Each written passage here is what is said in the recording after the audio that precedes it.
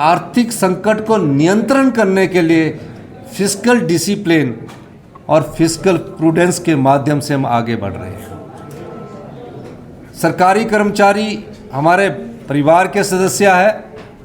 मैं खुद सरकारी कर्मचारी के परिवार से आता हूँ, लेकिन सरकारी कर्मचारियों को जो हम 1 तारीख को पेंशन देते थे और सैलरी देते थे,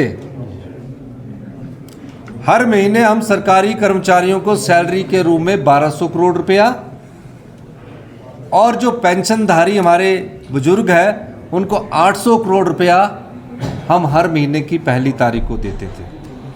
यानी 2000 करोड़ रुपया हर महीने हम कर्मचारियों के और अधिकारियों की सैलरी और पेंशन के लिए खर्च करते हैं।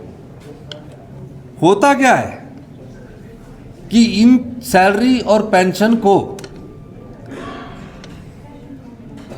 देने के लिए हम बाजार से 7.5% पर ऋण उठाते हैं। यानी कि 2000 करोड़ रुपए मेरा हम 7.5% पर ऋण उठाते हैं, क्योंकि जो हमारी ट्रेजरी होती है उस ट्रेजरी में कई खर्चे निकलते रहते हैं। 2000 करोड़ पहली तारीख तक नहीं होता। और जो हम रिजर्व बैंक ऑफ इंडिया से जब हम सैलरी और पेंशन देने के लिए लोन लेते हैं तो उस पर 7.5% ब्याज देना पड़ता है। और जो हमें केंद्र सरकार से शेयर आता है, जो हमारा केंद्र सरकार से शेयर आता है, वो कब आता है? जो हमें पैसे मिलने चाहिए, जो हमारे राज्य का शेयर बनता है, चाहे आरडीजी है, तो 6 तारीख को हमारे को आरडीजी आती है और 10 तारीख को शेयर इन सेंट्रल टैक्सेस आता है, वो आता है 10 तारीख को। तो 5 दिन का जो इंटरेस्ट हमें लोन के रूप में हम सैलरी और पेंशन देने के लिए करते, वो बनता है 3 करोड़ रुपया। अगर एक महीने में हम 3 करोड़ रुपया सरकारी कर्मचारी और पेंशनों के देने के लिए लोन उठाकर देते हैं, तो उस व्यवस्था को सुचारू करने के लिए ये फिस्कल डिसिप्लिन की बहुत ज़रूरत थी और हमने इसमें प्रयास किया। और उस प्रयास के माध्यम से हर साल हम हर महीने 3 करोड़ रुपया बचाएंगे, तो 36 करोड़ रुपया हमारा बचेगा ब्याज का, क्योंकि सरकारी कर्मचारियों को पेंशन तो मिलनी है, पे भी मिलनी है। तो वो 36 करोड़ रुपया हम सरकार की किसी कल्याणकारी योजनाओं में लगा रहे हैं। जैसे कि हम विधवाओं के बच्चों के लिए शिक्षा को मुफ्त करके योजना लाए हैं, ऐसी कई कल्याणकारी योजनाएं। अब उस व्यवस्था को सुचारू रूप करने के लिए हमें 1 महीने ये कष्ट उठाना पड़ रहा था, और हमने इसके लिए कहा कि जो सरकारी कर्मचारी तो विभाग है, लेकिन जो बोर्ड है, मैं ये भी बताना चाहूँगा कि जो बोर्ड होते हैं,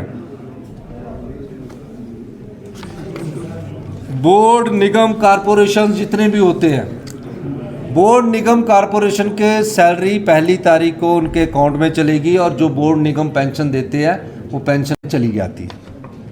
हम तो ये कहते हैं कि जितने बोर्ड निगम कर्म है हमारे और लाभ कमा रहे हैं, और लाभ कमाकर 20-20 करोड़, 5-5 करोड़, 2-2 करोड़ इनकम टैक्स देते हैं, उन्हें अपने सरकारी कर्मचारियों का पूरा डीए भी देना चाहिए, पूरा एरियर भी देना चाहिए। ये हम ऐसी व्यवस्था भी आने वाले समय में करना चाह रहे हैं। और जो उनके ऑफिशियल है, नॉन ऑफिशियल मेंबर है, उनको भी अच्छी सैलरी और अच्छी पैकेज देकर खर्च करना चाहिए। ये हमारा विचार है। अब मैं ये भी कहना चाहता हूँ, अगले महीने से हम इसमें थोड़ा सा और सुधार करके पहली तारीख से सैलरी देने की प्रयास उसमें हम करेंगे, क्योंकि हमारे जो सरकारी कर्मचारी है, अधिकारी है, उन्होंने ईएमआई की विवश किस्तें देनी होती है, तो मैं इसमें भी गंभीरता से विचार करूंगा। लेकिन सैलरी के लिए और पेंशन के लिए लोन उठाकर 3 करोड़ दिया जाए, उसमें भी थोड़े सुधार की जरूरत है। हम उस दृष्टि से भी इसको काम करेंगे। अब ये सवाल पैदा होता है कि जो भारतीय जनता पार्टी या सरकारी कर्मचारियों और अधिकारियों की बड़ी खैर ख्वाह बनी हुई है, उस भारतीय जनता पार्टी से ये पूछा जाना चाहिए था क्या यह सत्य नहीं है कि आपने प्रदेश के खजाने को लुटाया है? क्या यह सत्य नहीं है कि आपने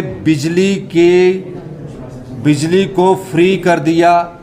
और क्या यह सत्य नहीं है कि ताज होटल, वाइल्ड फ्लावर होटल और जो करोड़ों रुपया टैक्स देते हैं 3 स्टार होटल, उनको 1 रुपया प्रति यूनिट बिजली की सब्सिडी दी है?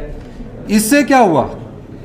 2200 करोड़ रुपया हमें बिजली बोर्ड का देने के लिए हो गया, क्योंकि हमने एश्योरेंस दी कि हम सरकार 2200 करोड़ रुपया देगी चुनावों से पहले, और 2200 करोड़ रुपया हमें बिजली बोर्ड को देना। अगर हम 2200 करोड़ बिजली बोर्ड को नहीं देंगे तो उनकी सैलरी और पेंशन पर भी संशय खड़ा हो जाएगा।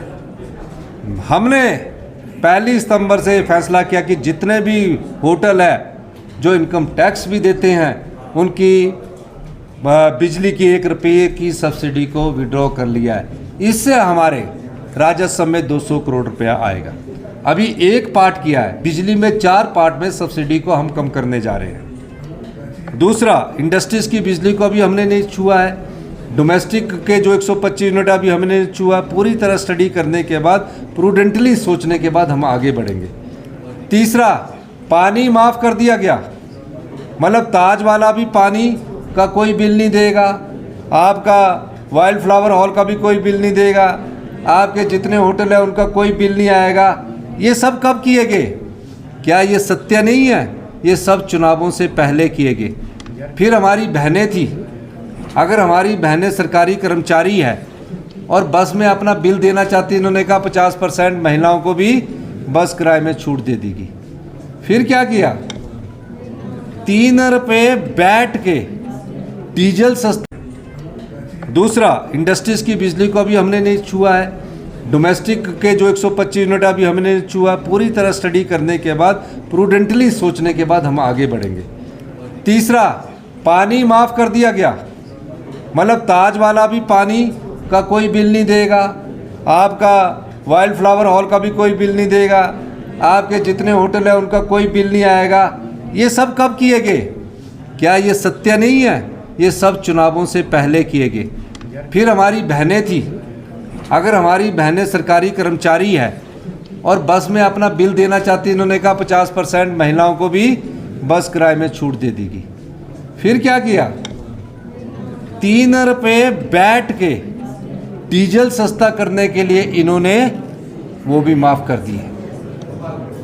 जो राज्य रेवेन्यू सरप्लस 2018-19 में था, जिस समय सरकारी कर्मचारियों की डीए की लायबिलिटी दी जानी चाहिए थी, डीए का एरियर दिए जाना चाहिए था, उस लायबिलिटी को और डीए के एरियर को सरप्लस होकर भी नहीं दिया गया, वो हमारे पर छोड़ दिया गया। हमने पहले स्तर पर 75 साल से ऊपर के सभी पेंशनधारियों के एरियर को 2 स्टेजेस में बांटने की बात की है। ये प्रदेश की जनता को जानना जरूरी है। सरकारें आती है, सरकारें चली जाती है, मुख्यमंत्री आते हैं, मुख्यमंत्री जाते हैं। मैंने ये इसलिए 40 साल में पहली बार जनता के सामने लाया, क्योंकि जनता को पता होना चाहिए ये संपत्ति आपका है, ये खजाना आपका है। चुनावों से पहले जो भी राजनीतिक दल इसको लुटा देता है, तब प्रदेश में इस प्रकार के हालात पैदा होते हैं। और ये हमारा 19 महीने की सरकार के कठिन परिश्रम है। कई लोगों को हमारी बात से नाराज़गी भी मिली होगी, पत्रकार बंधु भी गुस्से में आए होंगे, लेकिन मैं एक चीज़ कहना चाहता हूँ कि हम प्रदेश के हित में जो भी होगा हम सही फैसला करेंगे। किसी कर्मचारी का अहित हम नहीं देख सकते, और इसीलिए हम कर्मचारियों की जो डीए है, हमने उनसे प्रार्थना की है कि आप, इस समय हमारी अर्थव्यवस्था पटड़ी पर आई है, अगर हम इसमें को थोड़ा सा भी ड्रिल कर देंगे, थोड़ा सा भी इसमें से कुछ ऐसी चीज़ें निकाल देंगे, तो हमारी अर्थव्यवस्था फिर नीचे की तरफ जाएगी।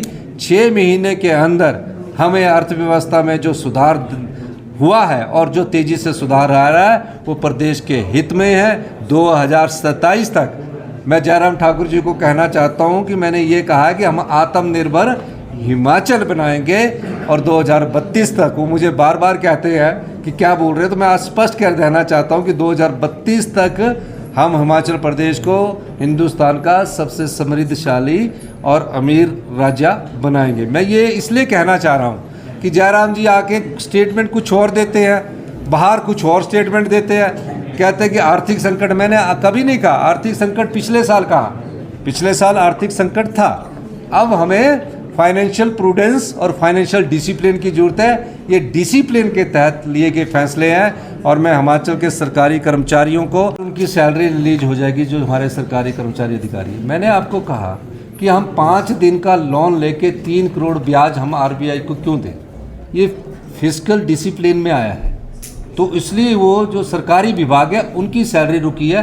बोर्ड कॉरपोरेशन के सभी विभागों की सैलरी 1 तारीख को मिल चुकी है और जो पेंशन है वो उनको 10 तारीख की मिलेगी। और अगले महीने से हम प्रयास करेंगे, क्योंकि सरकारी कर्मचारियों की ईएमआई होती है, बच्चों की फीस होती है, इस चीज़ को ध्यान में रखते हुए कि हमारी जो ट्रेजरी है वो खाली ना हो और अगले महीने उनको पहली से ही सैलरी मिलने का प्रबंध किया जाएगा। ये हम कोशिश करेंगे।